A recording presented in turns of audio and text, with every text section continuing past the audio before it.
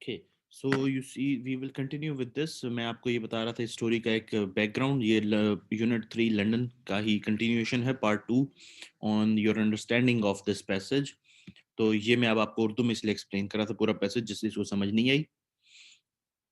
तो you see सब कुछ जल रहा था, पिजन्स के पास कोई जगह नहीं थी और हर तरफ हीट ही थी और लोग आग को पोस रहे थे, बुरा भला कह रहे थे कि आग लगी, ओ हो इतना जुल्म, ये कि हमारा सब कुछ तबाह हो गया एंड एवरीथिंग। 4 सितंबर के बारे में वो आगे लिखता है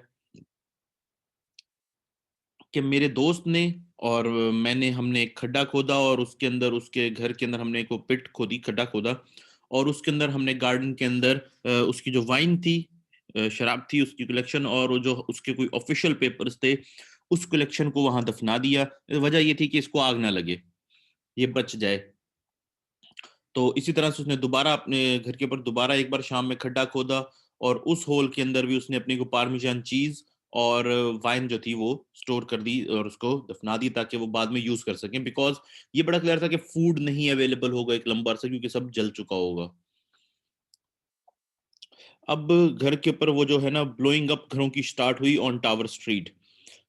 ऑल दो फायर की वजह से लोग पहले ही बहुत डरे हुए थे, लेकिन इसकी आवाज भी बहुत ही टॉर्मेंटिंग थी क्योंकि घरों को ब्लो करके फेंका जा नीचे गिराया जा रहा था।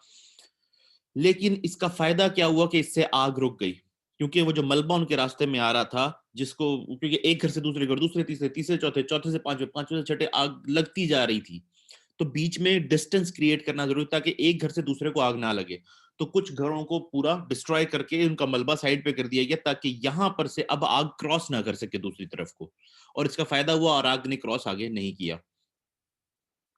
सेंट पॉल का जो कैथीड्रल है, बड़ा ही पॉपुलर कैथीड्रल है, वो पूरी तरह से बुरी तरह से जल चुका था।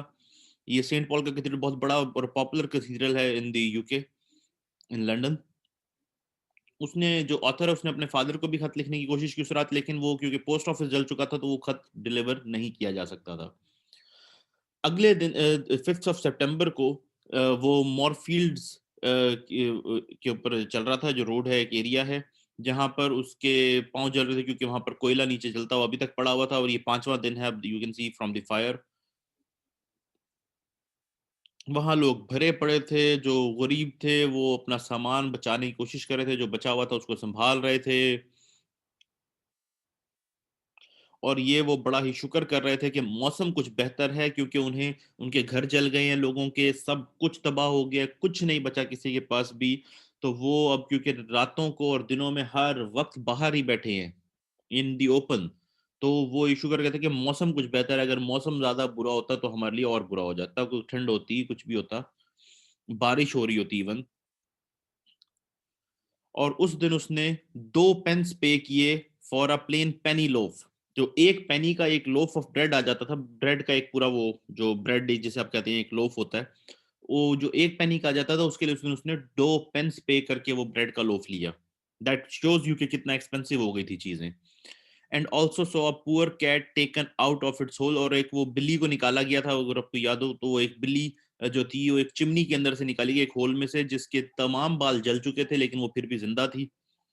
सो this was the horrific scenes over there in the fire of London in the 16 in the year 1666।